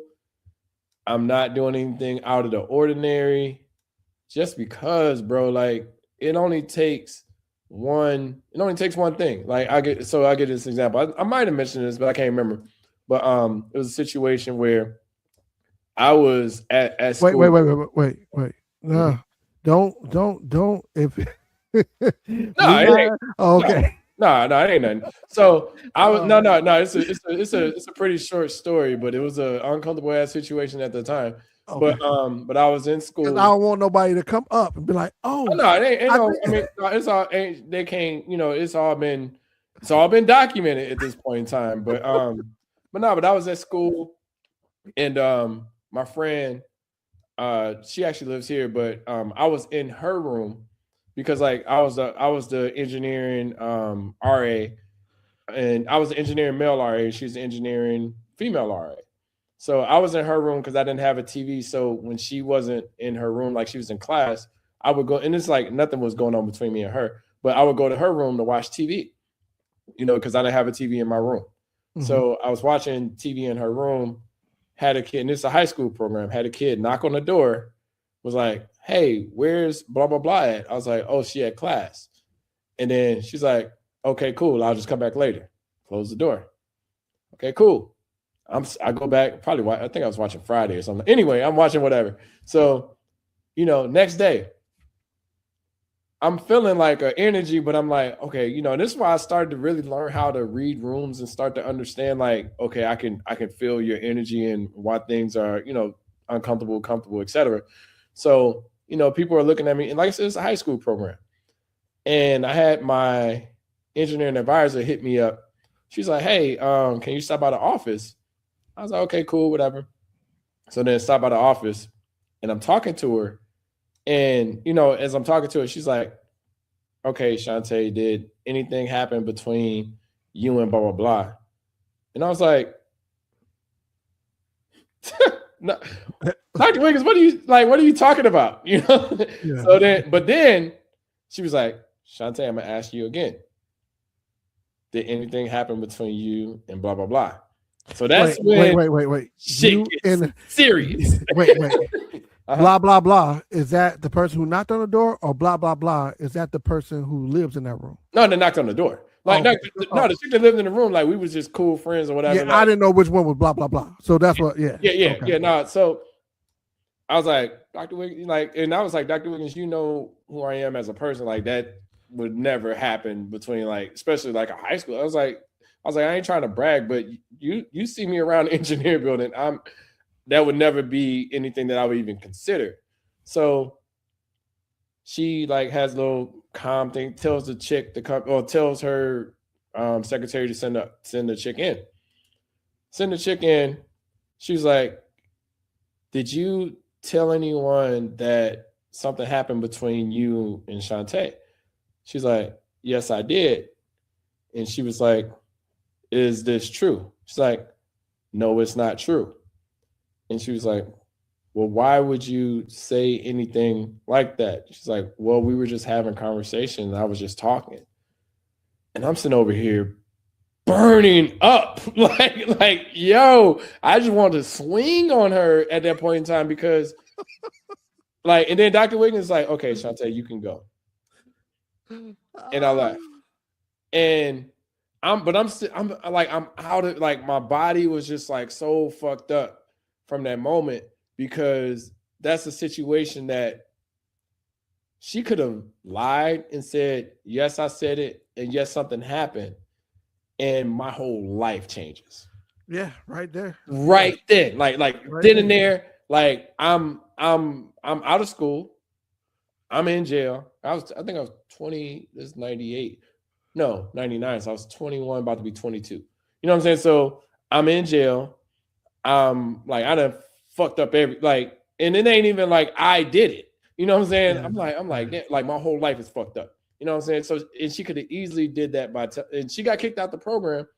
But they kicked out the program because she told somebody else. But then that's kind of fucked up, because if they just went to tell somebody else, brought it elevated, because she could have been bullshitting. You know what I'm saying? No, you know what though? But all the kids were looking at me weird. And I noticed that, but I noticed the energy. I'm like, damn, what did I do something? But I'm saying I'm the only one that don't know that something has been. So that shit bother, and that's why I don't trust a lot of people to this day, is because they can it can be something going, say for you work for one of these companies and they know that they about to fire you. They know that they, about to do cuts. But yet they still will not say anything to you until that. So I'm always on the fence. I'm like, do I have a chance of not being here? So I'm always practicing my exit strategy to this day. Hey, ain't that the hard part? Because you be like, yo, these tickets cut me at any time, right? So you like, yo, but when you're in that position, like I've been in a position where I've had to tell developers or tell people that they was going to let them go when they was going to send down, right? Mm-hmm. So my whole thing is like, hey, dude, ain't nothing solid. So like we didn't, because I'll be telling people, writing always be on the wall. This is your livelihood. You see that they didn't shut this department down. You see that they ain't making the money, and you see they keep talking about this quarter we down quarter. Don't keep your eyes open, because like even with that inside information, I'll be like, hey, ain't nothing to promise. Listen, when that dude on the current contract that I was on said we're going to have to pivot from February 1st to March 1st for this particular project that they're working on before they can even consider the project that I'm doing all of the discovery and planning, I was like, time to practice, time to get the fuck out. So. And the thing that really bothered me the most about that situation was not the contract, but with that situation at college was, everybody came, like, as I'm coming back to know, everyone's like, oh, we knew you didn't do it, da da da. We don't even know why she said that, da da da. But I'm like, y'all, I was under fire. Y'all should have that shit down a long time ago, right? I didn't know what I was walking into and honestly, when I walked into Dr. Wiggins' office, when I walked into her office, I was just thinking like it was not. I didn't think it was I thought it was something like, hey, we're looking at like giving me more information on what we need to do as far as program planning and stuff like that for the kids. I wasn't thinking I was walking into damn near prison. But ain't it weird how, especially black men, we have to keep ourselves, and like you said, like with Rosewood, it was a nigga. So I'm in college. We getting in from, it's like 1:00 in the morning. We getting in from going somewhere. I think it was we did a checker run or whatever, right? Mm-hmm. Now it's the men's bathroom right here. Hey, hold on a second. Before you go into this, which ones you like better, checkers or rallies? Rallies. Man, there really isn't a difference in my opinion. Checkers was it before rally, so I'm gonna go with checkers. Okay. You know this based off of Chubby Checker, right? I did not know that. Yep, I looked at. I think he started in like 1959. I looked it up. Like, how sometimes you fall down the rabbit holes and shit. Right. like I think it was 1959 when it started. But anyway, so you on your checker run. Oh yeah, so we get back. It's me and my boys. It's 4 of us, right? Mm-hmm. And I'm the shortest one, so everybody tall and we all black, so they all know who we are. It's only like we only 4% out of the whole student body. So when you think of black people, is especially black boys, it's only probably like 11 of us, right? Mm-hmm. But the men's bathroom is right here, right? So I was like, man, let me go to the bathroom real quick. I open the door, drunk ass white girls. Woo!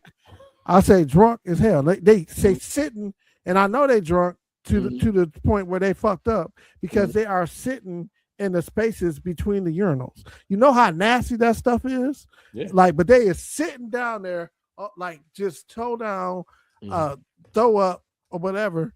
And here I go. I was like, I got to go to the bathroom. My boy was like, nope, we upstairs, right? And I was like, dang, you right.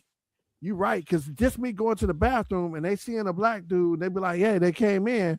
Like, I could have been that. Or even if somebody had picked them up and they only remember me going into the bathroom, like, hey, that could. So I tell my boy Ron, hit my whole life, thank you for saving my life and make me think before reacting. Because go ahead, my bad. We have to we have to be more aware of our surroundings, because we could be like, I told my friend this, and she was it was so crazy because I said, I can go to jail at any time. And she's like, what? You be scared about going to jail? Yes, I be scared about going. She's like, why? You live in a good neighborhood, you live in a good neighborhood, and like you don't be doing much. I was like, that don't mean nothing. Living in a good neighborhood is the reason I can go to jail. I could be walking down my street, they ask me why I'm here. You know what I'm saying? Like, so don't give me that. And then turned around the next day, she got arrested. No, look at the dudes that's stuck in the Bahamas right now. Yeah, their whole life has changed. No, I mean, how do you justify with whoever you're working for, your bills, etc.? How do you justify? Hey, look, you don't even have no way to even interact with them, and then like not even to say that they may have a family or not, but I mean, what if they, don't have anybody to be able to take care of the things that, whether it's a home or whether it's your bills, etc. Like you just don't know what they have in place, and they in a situation where like shit might not happen. Like I said, I don't like to say that it did or didn't happen, but from hearing the story, we didn't hear about any of the sexual parts of it. It just seemed like, I don't know, man, that shit's weird. Like because I've been in situations on boats, and I mean, shit, I mean, we didn't have some times, what I'm saying? like, and mind you, luckily it was happening in someone else's room instead of mine, what I'm saying? But I've shared bunks in every single every single cruise that I've ever taken.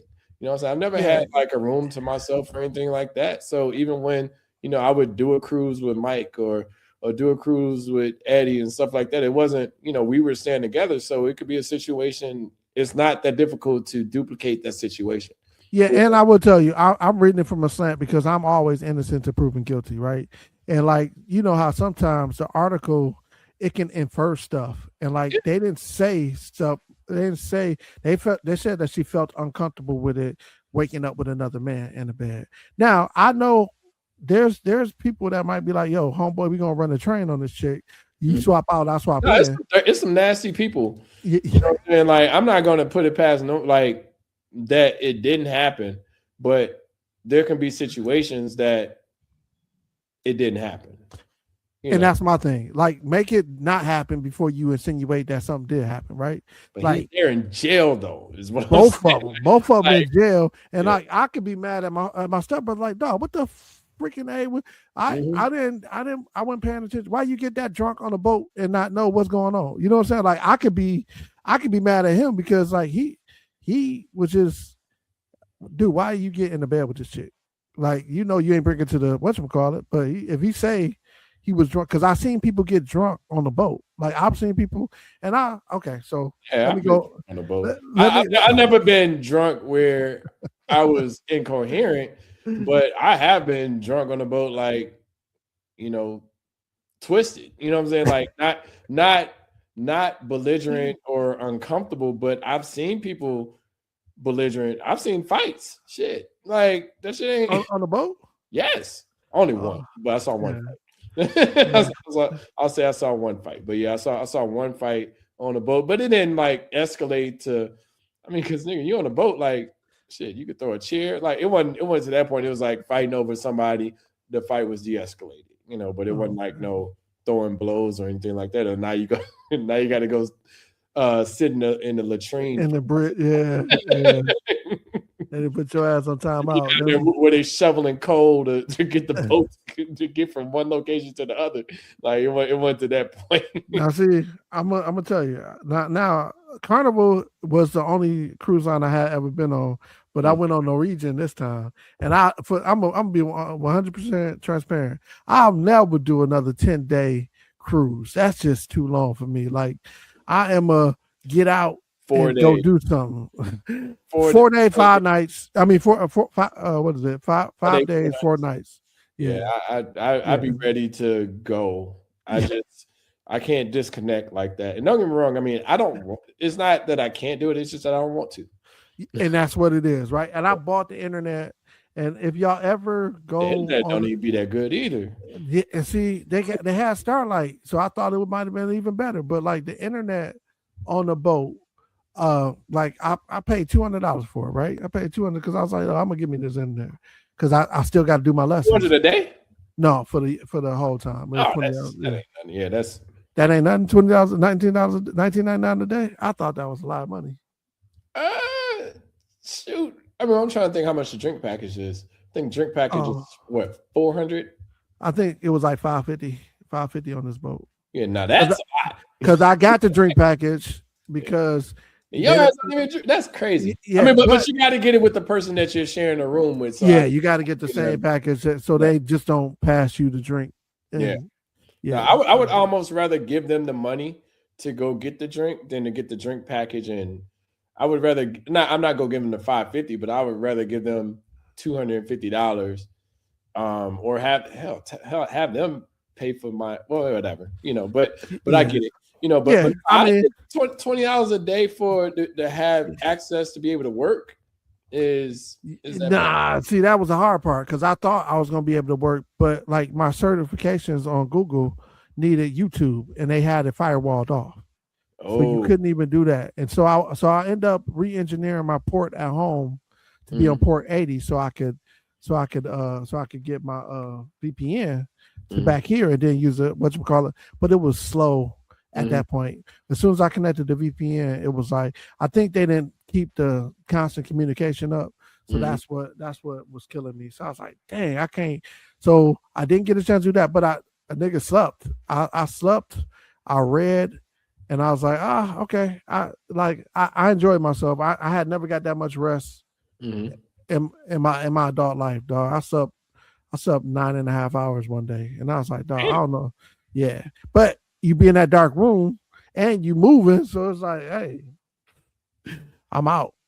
But so it was it's an early person though. Like I automatically wake up around 5 or 6. And like, but but I'm saying sometimes you'll do like the nightclub today. I don't know how Norwegian is set up, but at least with Carnival. Man, whack.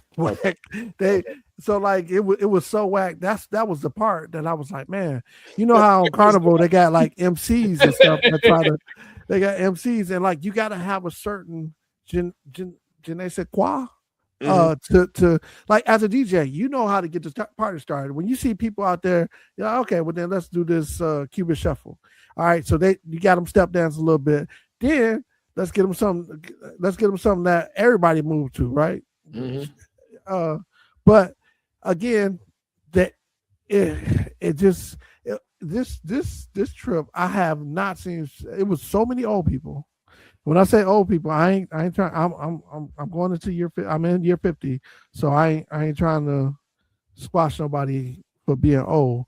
No, but it's just the vibes. But when you act old, it's different types of vibes for like we are a unique, and this is one of the topics that old traits with new ways of doing them. It's just like bro, like we came at the right time. And I say that as in we can see what was successful and what worked for the people before us. And we still can kind of understand but we understand what works for this generation now. So it's like we can see that, okay, well, the hard work part of it, because I feel like sometimes like YNs or just in general don't understand that, like, how to get the bag, but it's like, I want the bag sometimes. So it's like, no, I want all of my bag. Like I want everything. Like I want, like if I can make 500,000, if I can make 2 million, I don't want just like my mentor, black mentor, and I was talking to him. He's like, he called them the get by crew. Yeah. And it's like, as in they know what to do. You're gonna. It's like the movie Office Space. It's like you do just enough to not get fired. Yeah. But you don't do more than enough to get more out of it.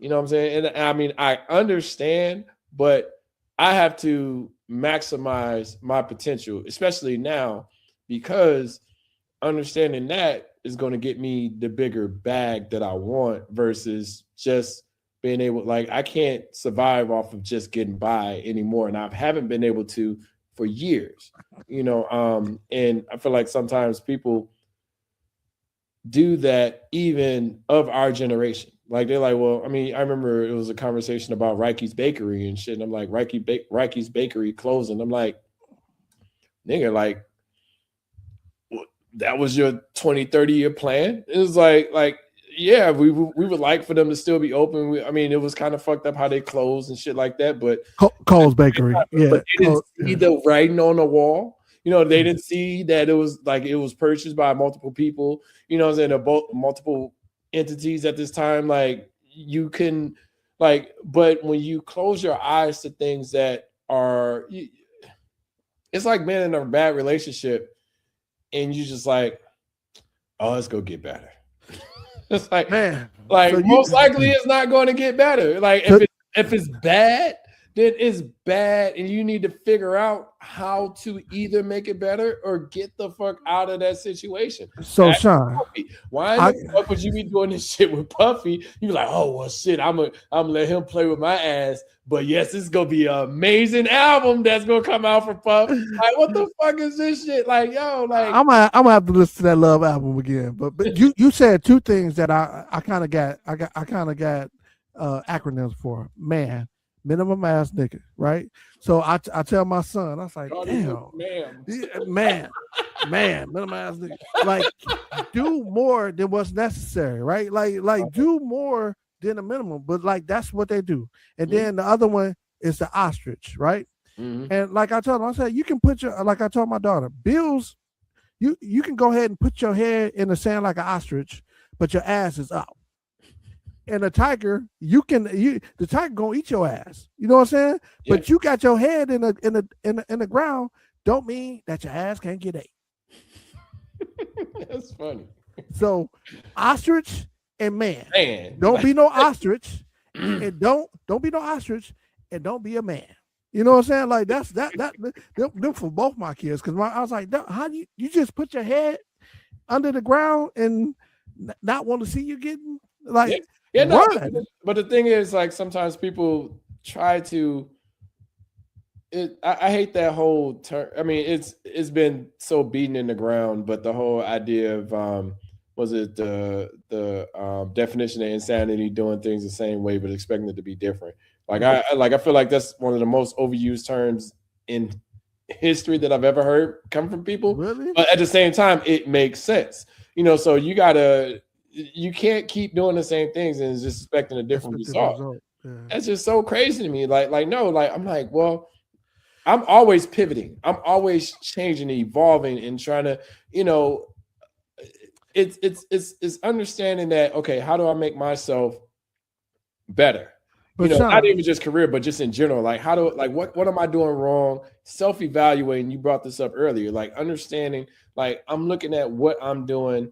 I'm looking at my past 3 6 months to a year. I'm looking at my next 3 6 months to a year, 3 6 months to a year. And I'm like, okay, well, I did this pretty good. I need to work on this, blah, blah, blah. Okay, now, what's the schedule for me to be able to do that moving forward and go from there?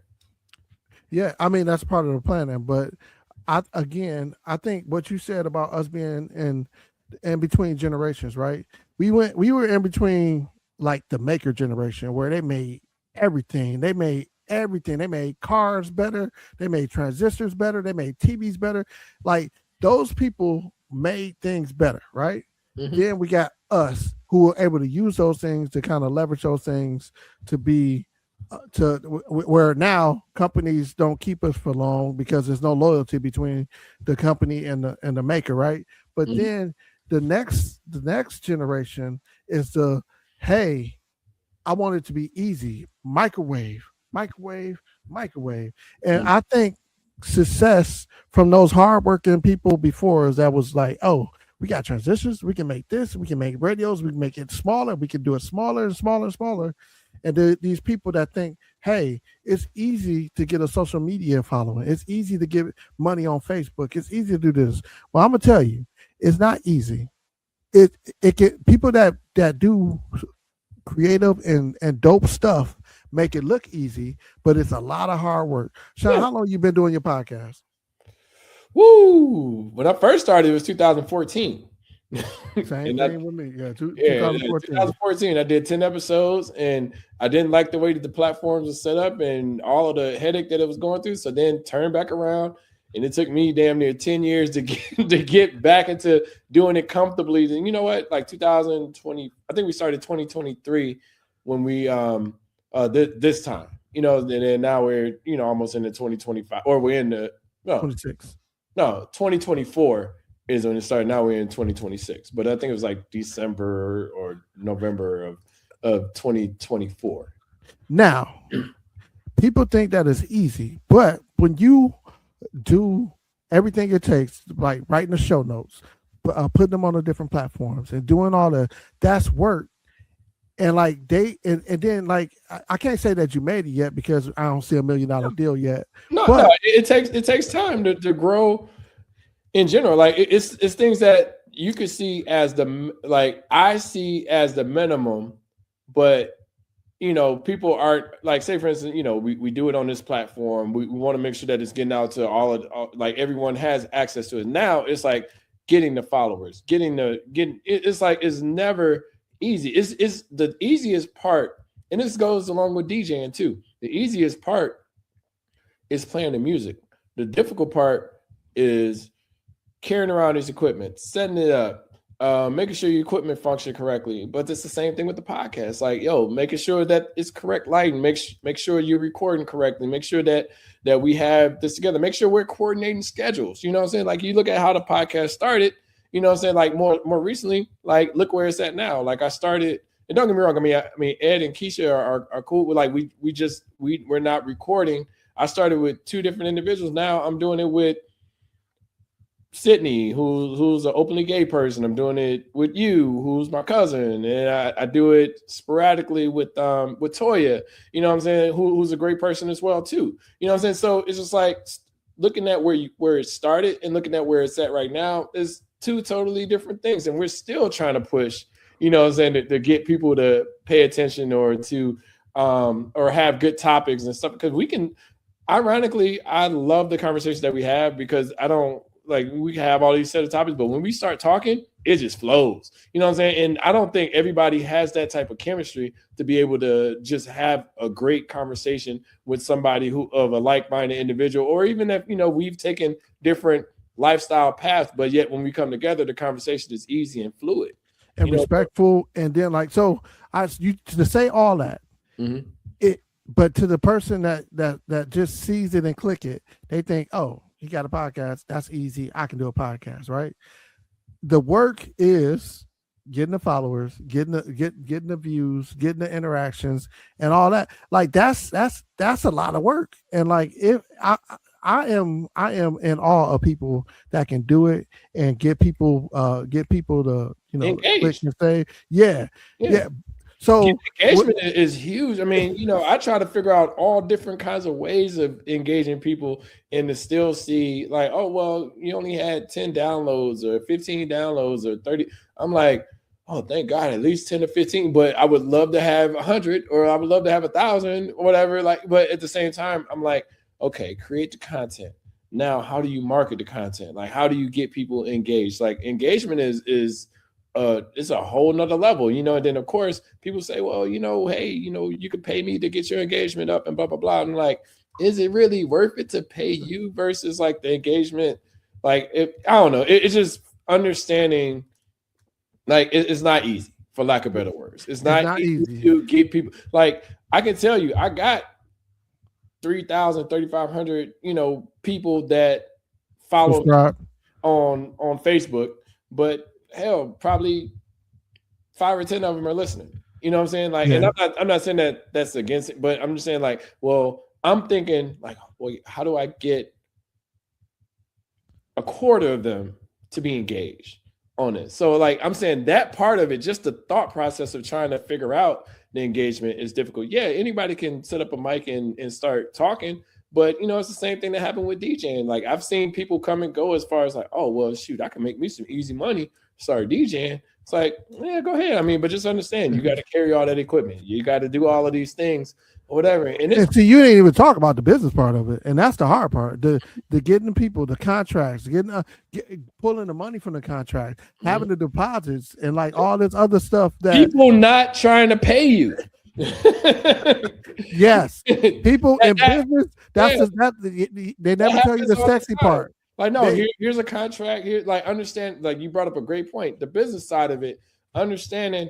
Like, well, this what makes sense for me. Like, I tell people all the time. Like, even when I do contracts, as an example, I'm like, well, I want my deposit as soon as we make a decision.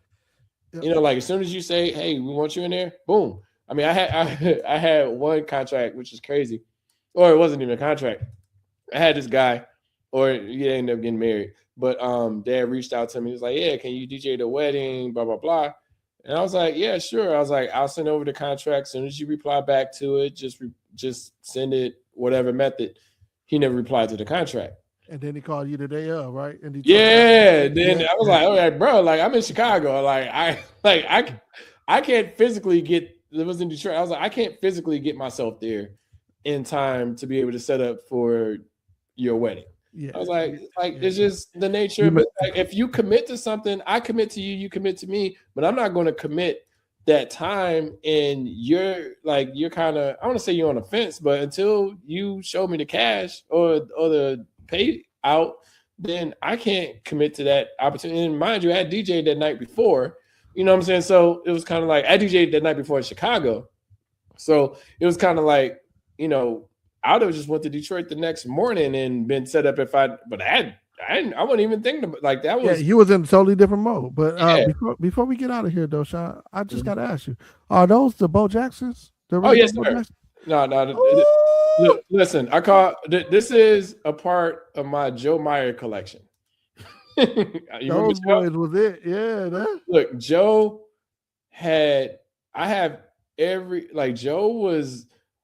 was the white boy that had every bit of heat that I wanted. And Joe had every shoe at that point in time. And this is one of them. Joe had these. Joe had 2 pairs of Agassiz that I have those as well too. There's only one pair of shoes that I wasn't able to get that Joe Meyer had. And mind you, I couldn't afford these back in the day. It was the low top Huaraches, the purple and black ones. I still want that with the purple sock. Yep. I still no, take that back. It's 2 pair. It was that one, and it was the Air Max 180 low too. It was like a pink and like a I think that future, that high pink, right? Yeah. I remember them 2 pairs of shoes that I like. Whenever they retro, I always wait to get them for some reason. I never end up getting them, but like I call it the Joe Meyer collection. I've always wanted the Bo Jacksons. So yeah, that's literally one of my favorite shoes ever that I couldn't get back then. Back then, this was what? Was this 8th grade or 7th grade? Might have been. It was one of them 2 years. 8th grade. It was 8th grade, but okay. All right. Well, Sean, thank you for putting me on the platform. Look forward to this. And next week, I'll be in Istanbul. We're going to try to do it in Istanbul. Let's do it. We figure out the time and the place. Yeah. I have a whole nother story for y'all because I ain't never been on the other side of the pond. You know what I'm saying? They're gonna be all up in your ass and checking you out, nigga. Get all that shit clear. It's gonna be an experience. Cool. Thank you all for listening. This is your boy DJ Reality, your boy Brian Clancy from Nothing New Under the Sun. Make sure you like, subscribe, leave a message if there's any topics that you want us to cover. We're always in for it.